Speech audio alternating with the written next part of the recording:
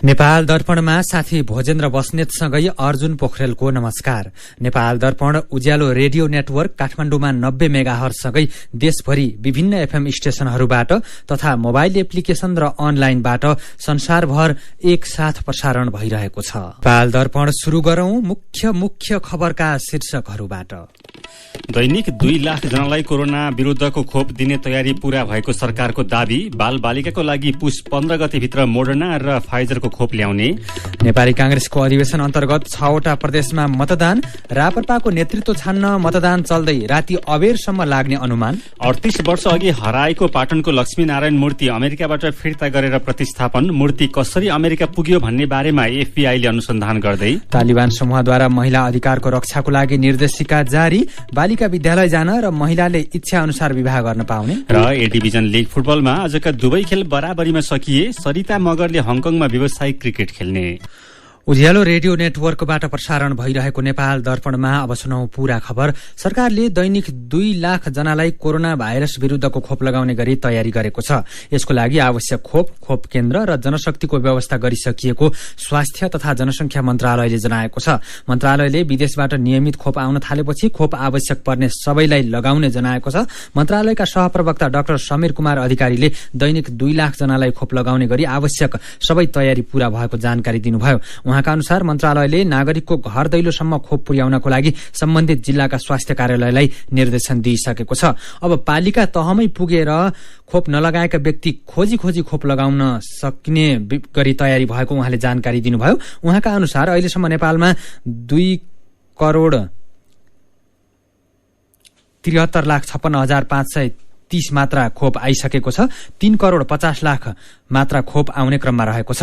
यसैबीच सरकारले बाल बालिकाका लागि मोडर्ना र फाइजरको खोप ल्याउने क्रम शुरू भएको जनाएको छ। यही पुस 15 गतेभित्र मोडर्ना र फाइजर खोप ल्याउने मन्त्रालयको तयारी छ। मोडर्ना 77 लाख मात्रा र फाइजर 60 लाख मात्रा ल्याउनको लागि सबै तयारी र प्रक्रिया पूरा गरिएको मन्त्रालयका सहप्रवक्ता डाक्टर अधिकारीले जानकारी दिनुभयो। यसैबीच पछिल्लो 24 घण्टामा 1,30,688 जनाले कोरोना भाइरस विरुद्धको खोप लगाएका छन्। यो सहित नेपालमा 86,67,257 जनाले पूर्ण मात्रा र 1,03,25,647 जनाले कम्तीमा 1 मात्रा खोप लगाएका स्वास्थ्य तथा जनसंख्या मन्त्रालयले जनाएको छ। यसैबीच पछिल्लो 24 घण्टामा 238 जनामा कोरोना भाइरसको संक्रमण पुष्टि भएको छ। 6,797 जनाको नमूना परीक्षण गर्दा 3.5% अर्थात 238 जनामा कोरोना भाइरसको संक्रमण पुष्टि भएको स्वास्थ्य तथा जनसंख्या मन्त्रालयले जनाएको छ। यस्तै पछिल्लो 24 घण्टामा 392 जना कोरोना संक्रमित निको भएका छन्। यो सहित कोरोना संक्रमण मुक्त हुनेको संख्या 8,04,108 जना पुगेको छ। यस्तै थप 5 जनाको ज्यान गएसँगै कोरोना संक्रमणका कारण ज्यान गुमाउनेको संख्या 11,540 जना पुगेको छ। अहिले नेपालमा 6,744 जना सक्रिय संक्रमित छन्। यसैबीच कोरोना भाइरसको ओमिक्रोन भेरिएन्टको जोखिम बढेपछि नेपाली सेनाले होल्डिङ सेन्टर बनाउने कामलाई तीव्रता दिएको छ। अहिले देशका विभिन्न 8 ठाउँमा होल्डिङ सेन्टर बनाउने काम भइरहेको सेनाले जनाएको छ। सरकारले नेपाल भारत सीमानाका कञ्चनपुरको गड्डा चौकी, कैलालीको गौरी फन्टा, झापाको काकडभिट्टा, मोरङको रानी, कपिलवस्तुको कृष्णनगर, पर्साको वीरगंज, नेपालगंजको बाँके र रूपन्देहीको बेलहियामा कम्तीमा 1,000 जना मानिस अटाउने होल्डिङ सेन्टर बनाउने निर्णय गरेको थियो। रूपन्देहीको बेलहियामा जग्गा प्राप्त नभएकोले काम शुरू भएको छैन। अरू ठाउँमा निर्माण कार्य झण्डै 60% सकिएको नेपाली सेनाले जनाएको छ। पछि अरू काममा पनि उपयोग गर्न सकिने गरी एक तले भवन निर्माण भइरहेको छ। नाका हुँदै आउने मानिस तथा जोखिम क्षेत्रबाट अर्को क्षेत्रमा यात्रा गर्ने मानिसलाई राखेर परीक्षण तथा छोटो समयको क्वारेन्टिनका लागि समेत होल्डिङ सेन्टर उपयोग गरिनेछ। मेरो पनि भन्नु छ।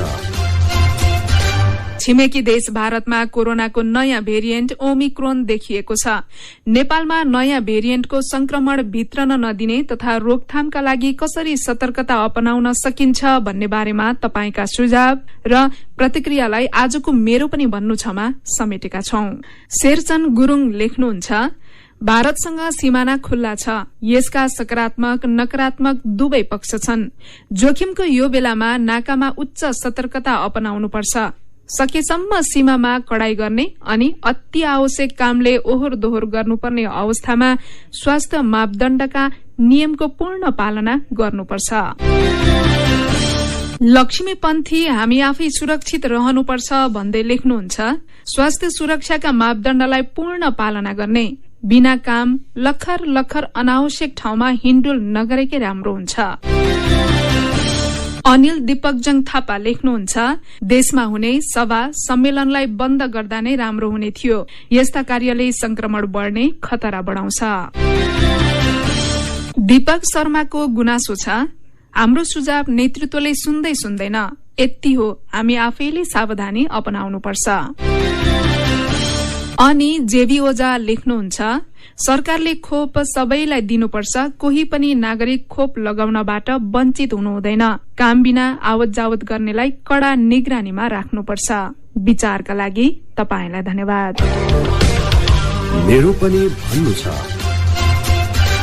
मेरो पनि भन्नु छ प्रस्तुत गर्दै हुनुहुन्थ्यो साथी सुजाता सुनुवार। नेपाल दर्पणमा फेरि खबरकै सिलसिला।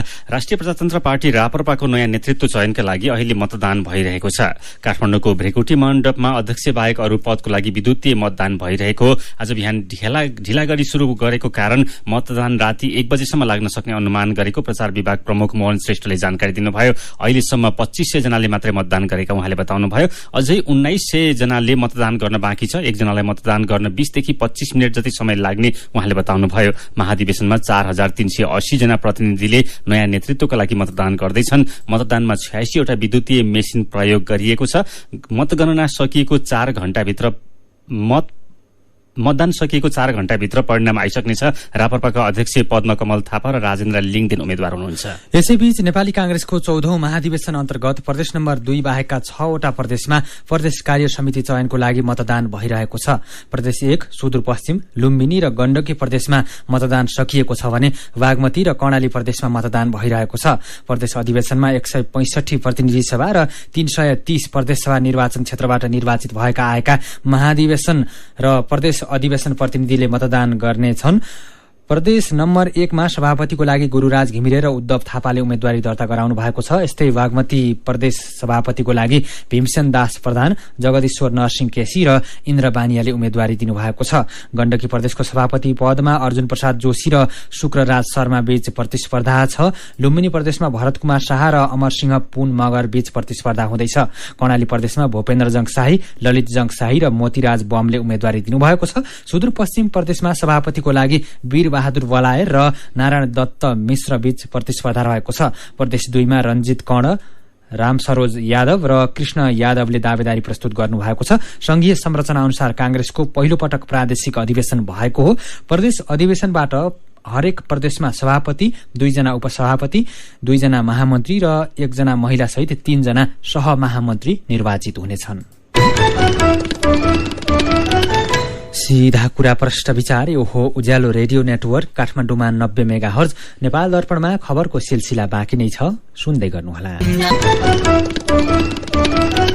तपाई अहिले रेडियो, मोबाइल एप्लिकेशन र अनलाइनबाट प्रसारण भइरहेको उज्यालो रेडियो नेटवर्कको नेपाल दर्पण सुन्दै हुनुहुन्छ। यतिन्जेल हामीले दैनिक 2 लाख जनालाई कोरोना विरुद्धको खोप दिने तयारी पूरा भएको सरकारको दावी, नेपाली कांग्रेसको अधिवेशन अन्तर्गत 6 वटा प्रदेशमा मतदान, रापरपाको नेतृत्व छान्न मतदान चल्दै लगायतका खबर प्रस्तुत गर्यौं। नेपाल दर्पणमा अब बाँकी खबर। नेकपा माओवादी केन्द्रका अध्यक्ष पुष्पकमल दाहाल प्रचण्डले दलहरू बीचको सहमति बिना प्रधान न्यायाधीश चोलेन्द्र शमशेर जबरा विरुद्ध संसदमा महाअभियोग प्रस्ताव ल्याउने अवस्था नरहेको बताउनु भएको छ। पार्टी निकट प्रेस सेन्टर नेपालको चितवनमा आयोजित 4थो राष्ट्रिय महाधिवेशनमा अध्यक्ष प्रचण्डले आउँदो 28 गते बोलाइएको संघीय संसदको हिउँदे अधिवेशनमा राष्ट्रिय सहमति र दलहरू बीचको समझदारी नभई महाअभियोग प्रस्ताव अघि बढ्ने अवस्था नरहेको प्रस्ट्याउनु भएको हो। उहाँले दलहरू बीच सहमति नभई एमसीसी बारे पनि संसदले निर्णय लिने अवस्था नरहेको बताउनुभयो। प्रचण्डले आफूहरूले प्रतिक्रान्तिलाई रोक्दै देशको समृद्धिको बाटोतर्फ अघि बढाउन चाहेको पटक पटक दोहोर्याउनुभयो। बिहानै भएको अर्को कार्यक्रममा प्रचण्डले चितवनलाई विकासको मोडलका रूपमा लिएको बताउनु भएको छ। भरतपुर महानगरपालिका नारायणी नदी किनारमा पैदल मार्ग तथा अन्य पूर्वाधार निर्माण शिलान्यास कार्यक्रममा उहाँले चितवनको विकासका निम्ति मात्रै नभई राष्ट्रिय रूपमा आर्थिक विकासको लागि पनि मोडलका रूपमा रहेको बताउनुभयो। शक्तिखोरबाट सुरुङ मार्ग बनाउने, रेल लाइन ल्याउने, मकवानपुर, चितवन र नवलपुरलाई जोडेर बृहत्तर आर्थिक परियोजना बनाउने सम्मका सपना रहेको र यो विकासको पनि केन्द्रबिन्दु होस् भन्ने चाहना रहेको प्रचण्डको भनाइ छ। नेकपा एमाले चितवनमै महाधिवेशन गरेर देशका लाखौं नागरिकलाई चितवनको विकास निर्माण देखाइदिएकोमा प्रचण्डले धन्यवाद दिनुभयो। उहाँले विकास निर्माण कसरी गर्नुपर्ने रहेछ भनेर सिक्न पनि देशका अरू जनप्रतिनिधि चितवन आउनुपर्ने जिकिर गर्नुभयो। नेकपा एमालेका अध्यक्ष केपी शर्मा ओलीले आफूले सरकारमा रहेर केही काम गर्न नट बोल्ट जोड्ने काम गरे पनि अरू कसैले फुस्काइदिएको आरोप लगाउनु भएको छ। काठमाडौँमा भएको एक कार्यक्रममा अध्यक्ष ओलीले अब त्यस्तो नहुने गरी नेपाली नागरिकले आफ्नो पार्टीलाई मत दिनुपर्ने बताउनुभयो। उहाँले अघिल्लो पटक नेपाललाई भूजडित देशको रूपमा स्थापित गराउँदा आफूलाई सरकारबाट हटाइएको दावी समेत गर्नुभयो। ललितपुरको पाटनमा रहेको पड्को टोलबाट 38 वर्ष अघि चोरी भएको लक्ष्मी नारायणको मूर्ति अमेरिकाबाट फिर्ता ल्याएर आज प्रतिष्ठापन गरिएको छ। सन् 1984 मा चोरी भएको मूर्ति सन् 1990 मा अमेरिकामा लिलामीमा राखिएको थियो। त्यसपछि फेरि 2 वर्ष अघि अमेरिकाको डल्लास म्युजियम अफ आर्टमा देखिएको मूर्ति कूटनीतिक पहलपछि गएको वैशाख 3 गते नेपाल फिर्ता ल्याइएको हो। मूर्ति प्रतिष्ठापनको लागि साइत हेरेर आज एक समारोहका बीच प्रतिष्ठापन गरिएको हो। झण्डै 1000 वर्ष पुरानो लक्ष्मी नारायणको मूर्ति ढुङ्गामा कुँदिएको पूर्ण कदको मूर्ति हो। मूर्ति प्रतिष्ठापन कार्यक्रममा नेपालका लागि अमेरिकी राजदूत र्यान्डी बेरी, ललितपुर महानगरपालिकाका मेयर चिरीबाबु महर्जन, सम्पदा तथा संरक्षणकर्मी लगायतको उपस्थिति थियो। यो मूर्ति नेपालबाट कसरी अमेरिका पुर्याइयो भन्ने बारेमा अमेरिकाको संघीय अनुसन्धान ब्यूरो FBI ले अनुसन्धान गरिरहेको छ। काठमाडौँमा सुन र रकम चोरेर भागेको आरोपमा एकजना रामेछापबाट पक्राउ परेका छन्। रामेछापको दोरम्बा गाउँपालिका वडा नम्बर 4 का सञ्जय थापा मगरलाई प्रहरीले उनकै घरबाट पक्राउ गरेको हो। थापा मगरले 5 महिना अघि एक व्यक्तिको घरबाट सुन र नगद गरी झण्डै 60 लाख चोरेर भागेको आरोप लगाइएको छ। महोत्तरीमा 1 क्विन्टल लागु औषध गाँजा सहित 3 जना पक्राउ परेका छन्। एकडाँडा गाउँपालिका 5 मा रहेको बढिया गाउँबाट सशस्त्र प्रहरीले 1 क्विन्टल लागु औषध गाँजा सहित एकडाँडा गाउँपालिका 3 बस्ने राम खेलावन मण्डल, वडा नम्बर 5 बस्ने रमेश पासवान र जलेश्वर नगरपालिका 7 बस्ने सुरेश यादवलाई पक्राउ गरेको हो। सीधा कुरा प्रश्न विचार यो हो उज्यालो रेडियो नेटवर्क काठमाडौँमा 90 मेगाहर्ज। नेपाल दर्पणमा रंग दर्पणसँगै खबरको सिलसिला बाँकी नै छ, सुन्दै गर्नुहोला। विभिन्न रेडियो स्टेशनबाट मेचीदेखि महाकालीसम्म र मोबाइल एप्लिकेशन तथा अनलाइनबाट संसारभरि एकसाथ प्रसारण भइरहेको नेपाल दर्पणमा तपाईंलाई फेरि स्वागत छ। नेपाल दर्पणमा अब विदेशको खबर। तालिबान समूहले महिला अधिकारको रक्षाका लागि निर्देशिका जारी गरेको छ। अफगानिस्तानमा सत्ता सञ्चालन गरिरहेको तालिबानले महिलाको अधिकारको रक्षा गर्न नसकेको भनेर विश्वमा आलोचना भइरहेका बेला प्रतिबद्धता सहित निर्देशिका जारी गरेको हो। तालिबानका सर्वोच्च नेता हैबतुल्लाह अखुन्जादाले निर्देशिका जारी गर्दै महिलालाई स्वतन्त्रता दिएको बताउनु भएको समाचार संस्था सिन्वाले जनाएको छ। निर्देशिकामा महिला तथा बालिकाहरू विद्यालय जान पाउने र विवाहका क्रममा पनि महिलामाथि कुनै दबाव दिन नपाइने उल्लेख छ। यस्तै महिलाले आफ्नो इच्छा अनुसार विवाह गर्न पाउने, कुनै व्यक्तिले एकभन्दा बढी श्रीमती राखेको छ भने उसले इस्लामिक कानून अनुसार अधिकार महिलालाई दिनुपर्ने कुरा पनि निर्देशिकामा उल्लेख छ। तालिबानहरू सत्तामा आएपछि उनीहरूले महिला र बालिकाहरूलाई अधिकार नदिएका र दबाव दिएका भनेर विश्वव्यापी रूपमा आलोचना भइरहेको छ।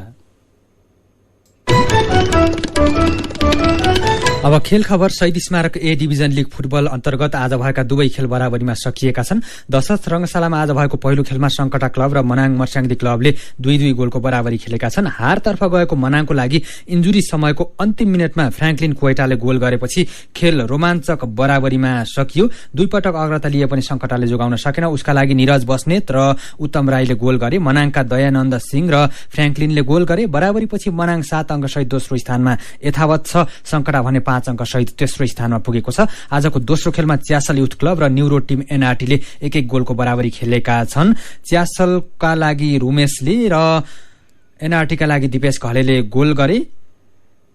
आजको बराबरीसँगै च्यासलको 4 अंक भएको छ भने एनआरटीको 2 अंक रहेको छ। खेलाडी बीच झगडा परेपछि च्यासल र एनआरटीको खेल तनावपूर्ण बनेको थियो।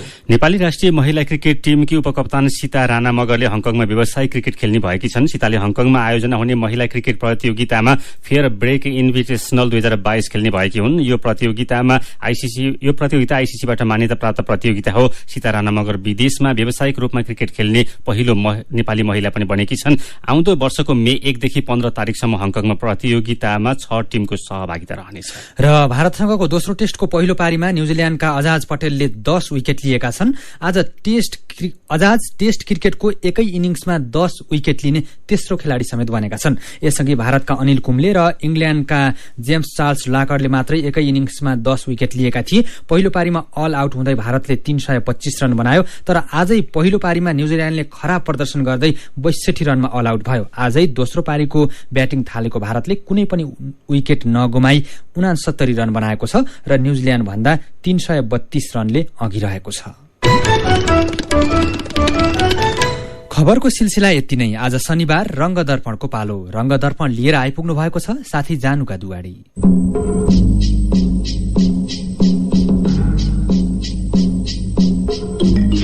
आजको रंगदर्पण बालबालिकाका प्रतिभा प्रस्फुटन गर्ने रियालिटी शोको विषयमा केन्द्रित छ।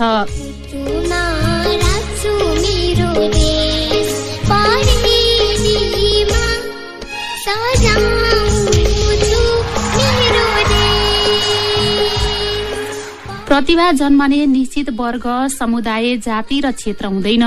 कस्तो प्रतिभा कहाँ र कहिले जन्मिन्छ भन्ने पहिल्यै थाहा हुने कुरो पनि होइन। प्रतिभा फस्टाउन अवसर र हौसलाको खाँचो हुन्छ।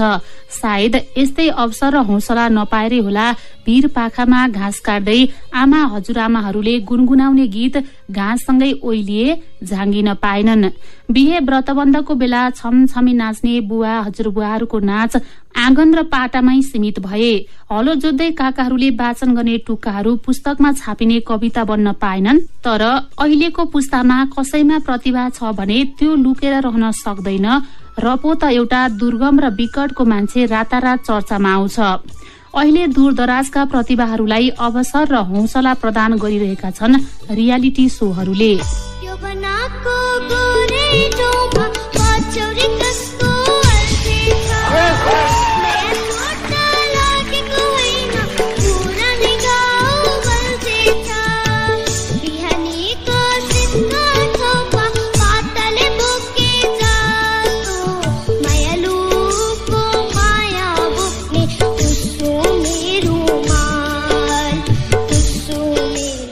टेलिभिजनहरूमा अहिले बालबालिकाका लागि तयार पारिएका 2वटा रियालिटी शोहरू विशेष चर्चामा छन्।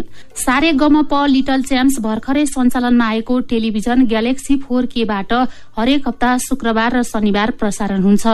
भारतमा निकै चर्चा कमाएको टेलिभिजन रियालिटी शो सारे गमप लिटल च्याम्प्सलाई नेपालीकरण गरेर प्रस्तुत गरिएको हो। यसको लोकप्रियता पनि निकै बढेको छ। सहभागी बालबालिकाहरूका प्रस्तुतिहरूलाई निकै रुचाइएको छ। देवी सरगमको सृष्टिकर्ता हो,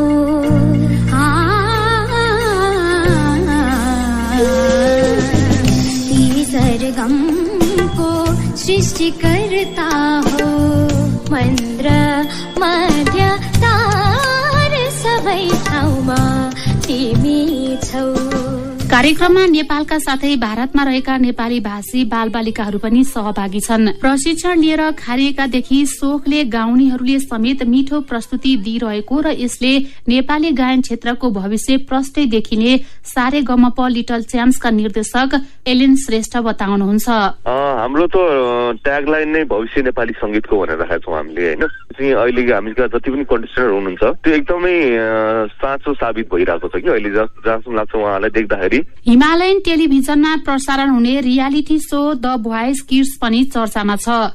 भोइस अफ नेपाल भित्र्याएको यो समूहले नै यो कार्यक्रम नेपाल भित्र्याएको हो। यो शोमा गाउने बालबालिकाको तारिफ पनि सबैतिरबाट भइरहेको छ। तर सँगै सहभागी धेरै बालबालिकाहरूले चयन गर्ने गीतहरू भने वयस्क र प्रौढका भएका भन्ने आरोप पनि लागिरहेको छ। बालबालिका शोमा सहभागी भए पनि यो कार्यक्रम सबै उमेर समूहकाले हेर्ने र सुन्ने भएकाले आरोप लगाउनुको कुनै अर्थ नभएको भोइस अफ नेपालका निर्णायक तथा गायक प्रमोद खरेल बताउनुहुन्छ। बच्चाहरूले हेर्ने मात्रै सो होइन नि त, यो त तपाईको 80 वर्षको मान्छेले पनि हेर्नुहुन्छ, भर्खरको 6-7 वर्षको बच्चाले पनि यो सो हेर्नुहुन्छ। यो सबैले हेर्ने गरी बनाइएको सोहरू हो यो। त्यसकारणले गर्दाखेरि बाल गीतहरू मात्रै गाउने खालको सो नै होइन। ट्यालेन्ट छन्, सिकेर अब सिक्नुपर्छ भन्ने ज्ञान आएको छ अभिभावक प्यारेन्ट्सहरूमा। म्युजिक सिकाउनु पर्छ, हरेक कुराहरू पहिला भन्दा अझै डे बाई डे डेभलप छ। त्यो भएर राम्रो देख्छु।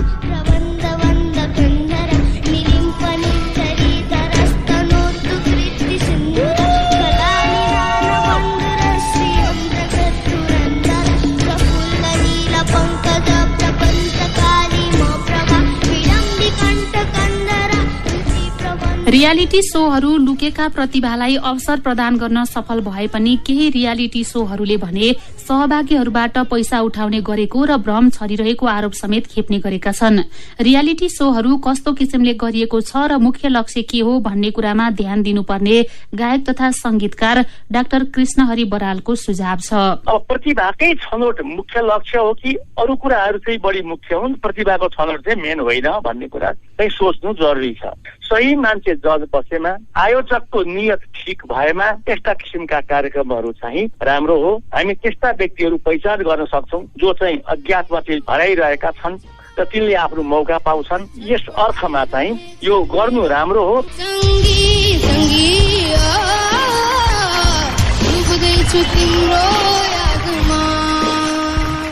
सानो बिरुवा हराभरा र फलदायी हुन मलिलो माटो, उपयुक्त हावापानी र हेरचाहको आवश्यकता परे जस्तै मानिसभित्र रहेको कुनै पनि प्रतिभा प्रस्फुटन हुन पनि उपयुक्त वातावरण अपरिहार्य छ। लुकेर रहेका प्रतिभाहरूलाई फक्रन र फैलन अवसर दिइरहेका यस्ता शोहरूलाई जनस्तर र सरकारी स्तरबाट हौसला प्रदान गर्नु आवश्यक देखिन्छ।